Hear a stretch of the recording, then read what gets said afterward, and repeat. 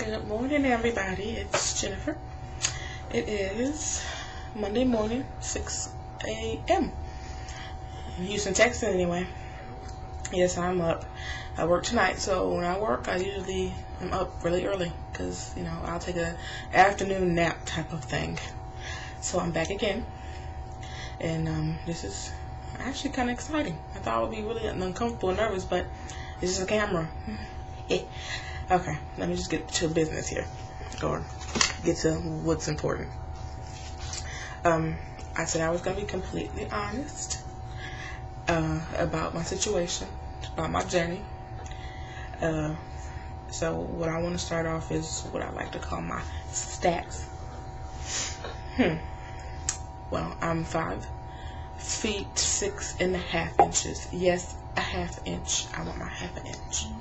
I weigh 293. I just weighed myself the other day. Lord, I was like 288 was my highest. It always stayed at 288.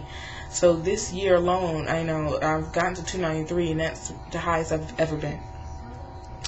I don't know my measurements, but I'm gonna do that, and I'm gonna tell you and post it too. So I'm gonna be completely honest.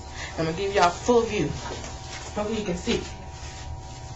Yes, this is me. This is my pajamas, so I don't feel bad for looking horribly bad, whatever.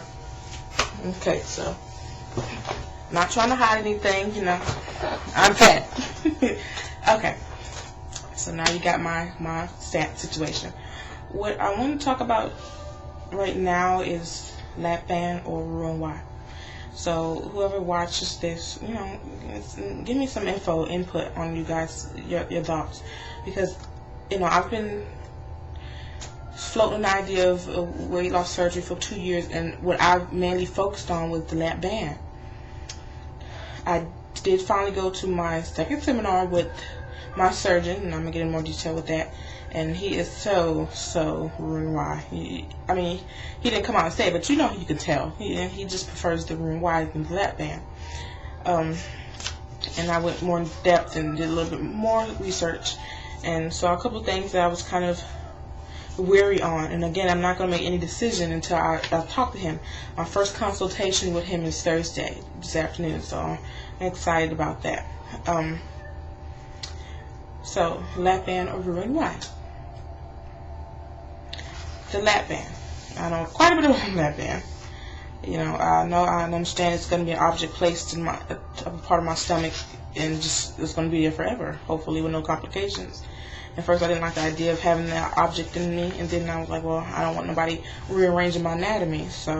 But at this point in the road, I'm so heavy that risks and benefits is like thrown out the window, because if I continue to carry this weight, my health will deteriorate. And luckily, I don't have any issues right now. Oh, wait, this is funny. Though it's not funny. BMI. Anybody who's on the surgery road and doing this knows what I mean when I say BMI. I got this little sheet here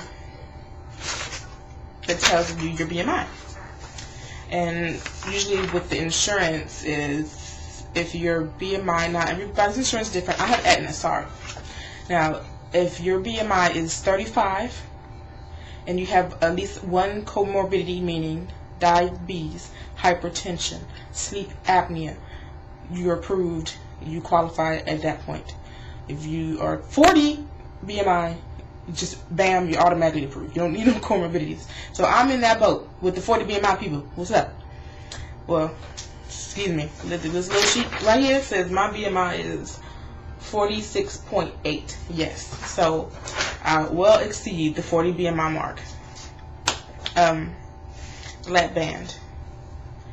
I was really liking the lap band. That's all my talk was the lap band for 2 years. A couple things that really, are starting to question it.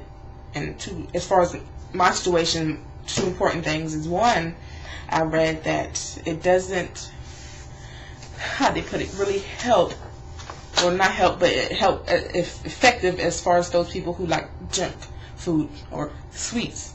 I am a junk food junkie. I am a sweet addict. So, I was like, well, I don't know about that. I was looking for the site where I saw that, but I didn't. Another one was that, and I found this, and I printed it. I found it on Obesity Help, and you know, a lot of people who's doing this too probably already know this website, obesityhelp.com.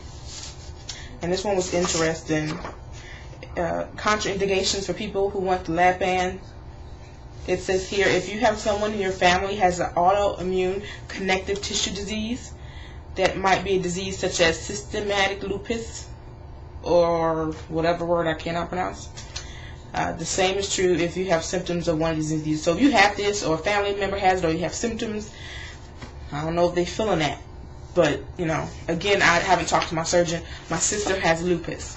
So these are major questions before I'm making a decision. You know, I don't have lupus, but my sister does. I also have a cousin that does. It runs on my mother's side. I haven't had any problems with that, but it's, you know, I don't want to put a lap band in me and down the road. You know, my sister was diagnosed in her 30s. You know, I'm 28, so I don't, you know, anything's possible.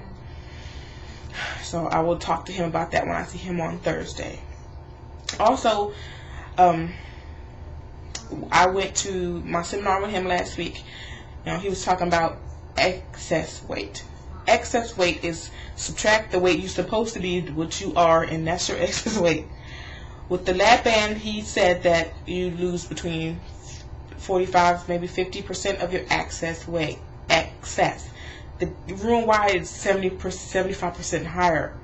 That's a nice amount of weight, and that's different, and not a lot of difference. But again, you know, these stats and statistics, it's you can't just say that for one individual. Everybody responds to things differently. So, you know, and if I'm rocking a BMI of 46.8 and 293, I have a hell of a lot of excess weight. I forgot to mention in my stats beginning, my goal is 160. So 160, I mean, as far as, you know, my ideal weight is not that, but I'm not worried about that ideal weight, because I want to be at 160. Again, I've always been heavy, so I don't know what that look like, but at least it's not out. It's after 200s and not nowhere near 300s.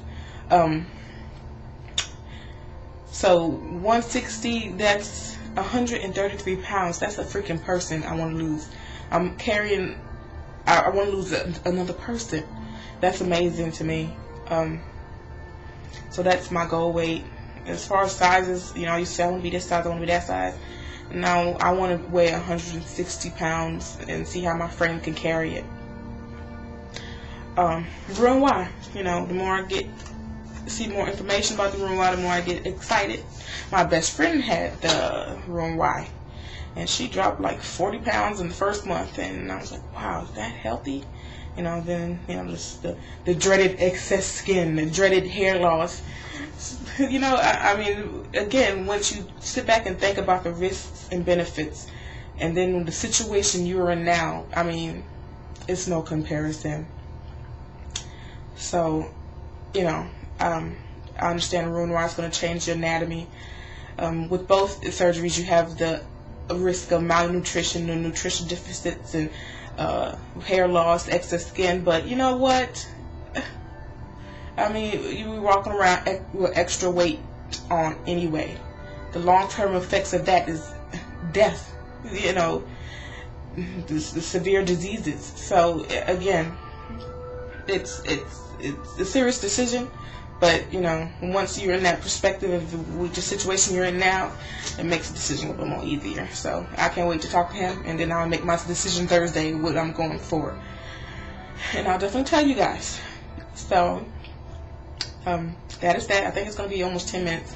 I'm going to make, you know, this is my first one going into depth. I'm going to make another part to this talking about my insurance and things I'm going to be doing this week as far as getting ready for, you know, turning all my paperwork for my insurance and all this stuff. So I'm going to make another one.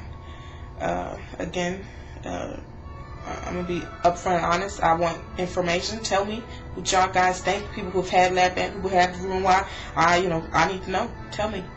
Have a good day. And I will see you guys later. Bye.